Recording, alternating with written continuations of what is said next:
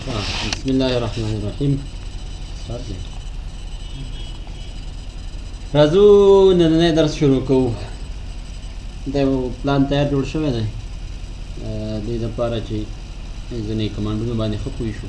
تیار په پلان کې بس نه کمانډونه کار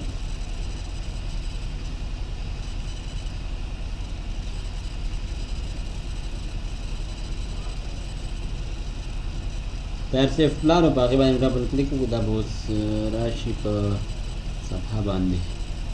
دلته وړه غوندې صفحه راښکاره کېږي، په دې به کلیک وکړو.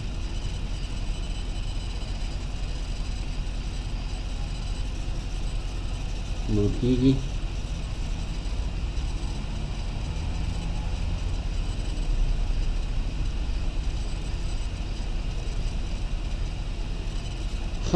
دا دی د ارکیکیډ انټرفیس. نن به دغه ټول بار کې اوس خبرې وکړو تر اخره پورې څنګه چې پکې ویلی شول. نیو سره نوی پروجیکټ شروع کوو. تقریبا دا د هر پروګرام خپل بیا خصوصیت دې کې به ډېر نه غږېږي. نیو دی نوی پروجیکټ چې کله شروع کوو غواړو نوی فایل جوړ کړو، هغې کې نوی کارونه شروع کړو. نیو کلیک کوو. اوپن تیار چې کوم پکې پراته وي مخکې مونږ پکې کار کړی هغه اوپن ته راځو. دا کلیک کوو، هغه فولډر را خلاصېږي، هغې ځای نه کار کولی شو. دې نه علاوه دلته کوم فایلونو کې چې کار شوی د هغې یو لیست دلته راښکاره کېږي. کوم چې ریسنټ یعنې تازه تازه چې اخرني کوم فایلونو کې کار شوی هغه دلته اوس لکه دې کې موږ سره همدا یو فایل پروت دی په ډیسکټاپ باندې سیف کړم. سیو ټول پرې پوهېږو. خپل کار محفوظول. دې کې بیا نور آپشن هم شته، سیو از او نور شیونه کولی شو. سیو د لارې موږ د ارکیکیډ کې چې کوم پلان یا قطع یا نما کومه موږ اخیستي هغه د ډراینګ فایل یا د ارکیکیډ ورژن کې هم سیو کړو. دې باندې هم بیا وروسته کار وکړو. پرنټ باندې هم وروسته کار کوو. کټ کاپي پیسټ دا هم استعمالیږي. یو خو هغه طریقه ده چې نورو خو پروګرامونو کې کومه استعمالیږي دې کې هم هغه استعمالېږي. دې کې نور څه استعمال هم دی. انډو ریډ هم لري دا پروګرام. اوس راځو زموږ دپاره چې کوم نوی شی دی دې کې دی فایند اینډ سلیکټ. عموما غواړو چې اوس فرض مثال مونږ دې پلان کې کار کړی دی دومره غواړم زه دې کې دا دروازې دي دا زه سلیکټ کړم انتخابوم یا دا کړکېګانې دي یا دا پایې دي فرض مثال دا کالمز دي. اوس دا چار یو زه انتخابوم ډېر وخت نیسي. یو خو د دې سلیکشن هم ډېر لږ په مشکله کېږي. لکه دلته راځو دا سلیکټ کوو، بیا به راځو دا سلیکټ کوو، هغه لرې کېږي. دا دې دپاره دا ټول په یو وار سلیکټ شي. دې دپاره دا کمانډ دلته ایښودل شوی دی فایند اینډ سلیکټ. دا چې کله مونږ کلیک کوو دلته ورته کرایټیریا ورکوو. کرایټیریا دلته ایز معنا دا چې ایلیمنټس ټایپ څه شی دی. هر هغه شی چې وي دې ځای کې ګورو څه شی وي. بیم، وال، ډور، دا هغې دې ځای نه چې مونږ کوم آبجکټ دلته اخیستی وي د هغې نوم دلته ورکولی شو. فرض مثال راځو دلته ورته ویو کالم. هر شی چې کالم په نامه و هغه ماته انتخاب کړه. ښه چې کله دلته کرایټیریا یعنې هغه شرایط مونږ ورکړي دا کرایټیریا دلته لیکلي ویلې وي دا ده. ښه دا راځو سلیکټ ایلیمنټس باندې بیا کلیک کوو. مثبت علامه ده. نو هلته ګورئ دا ټول کالمونه په یو وار انتخاب شو. دا بیا وروسته چې کله مونږ پلان جوړوو هغې کې بیا مونږ سره ډېر کومک کوي دا کمانډ.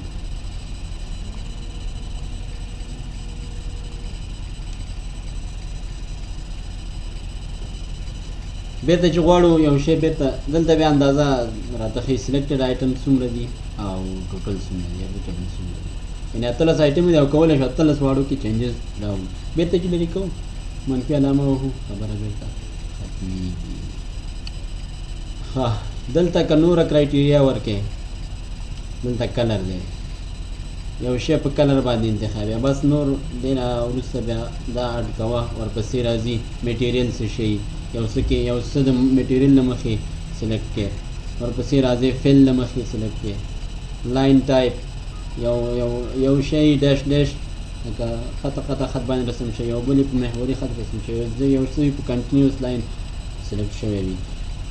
او دا څومره چې اډ ورکړې لیر دی په کوم لیر کې جوړ شوی دی هغه لیر ماته اوس فرض مثال دا دیوالونه دي موږ په زیرو لایر کې فرض مثال زیرو لایر کې موږ جوړ کړي دي راځو د لایر اندازه ورکړو دې ځای کې دې ځای لایر ورته انتخابو کوم لایر دی دا دی دا دی دا دی هر یو چې جوړ کړي هغه کلیک کړه نو هغې لایر کې چې څومره آبجکټس یا ایلیمنټس تاسو سره دي هغه ټول موږ کولی شو چې په یو کلیک سره چې دغه مثبت علامه باندې کلیک وکړو هغه ټول څنګه کېږي انتخابېږي ورسره نور لاندې راځو دا ټول کرایټیریاګانې دي ایلیویشن فرض مثال کړکېګانې ډېرې دي تاسو سره که یوازې وینډوز باندې کلیک کړئ ټولې کړکېګانې انتخابېږي خو زموږ هغه کړکۍ پکارېږي چې فرض مثال روشندارونه دي نو دلته ایلیویشن کې دلته خپل ایلیویشن روشندان نسبتا د کړکۍ نه زیات ایلیویشن اخلي دلته به د ایلیویشن قیمت ورکوو نو هغه کړکېګانې چې صرف روشندانونه دي هغه موږ ته انتخابېږي همداسې اډ باندې دا ټول ایلیمنټ آی ډي دې باندې به وروسته کله چې موږ کوم پلان باندې کار کول او موږ ته دې کمانډ ضرورت پېښ شو په دې به بیا نور هم تفصیلي خبرې وکړو فی الحال که غواړو دې نه کومه کرایټیریا ختم کړو ریموو باندې بېرته ختمېږي داسې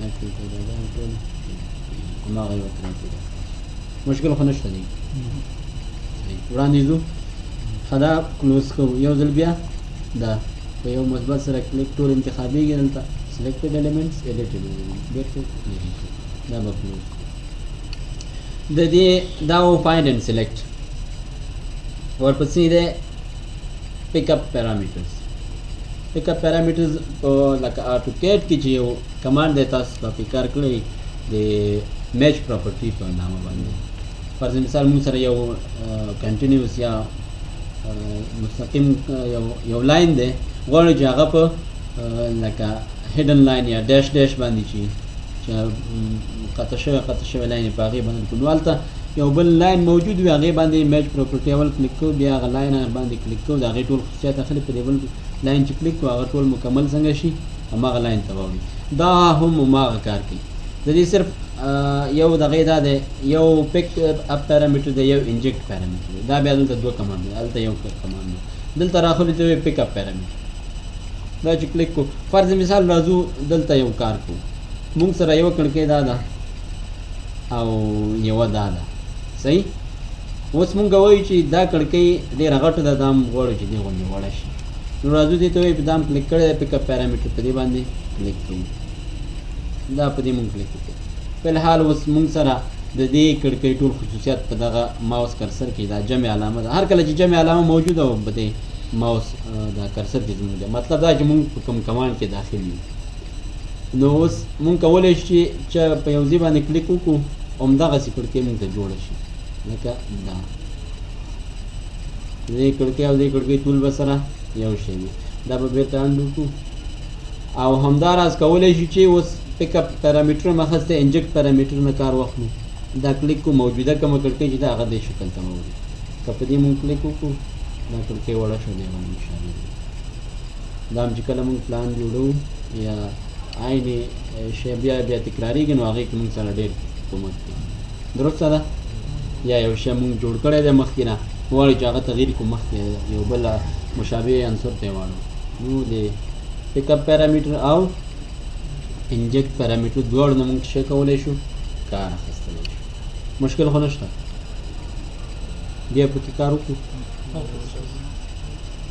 دا خصوصیات اخلي او دا چې د اخیستل شوي خصوصیات په بل باندې اپلای کوي ګوره ورته بیا اسکیپ به ووهي دا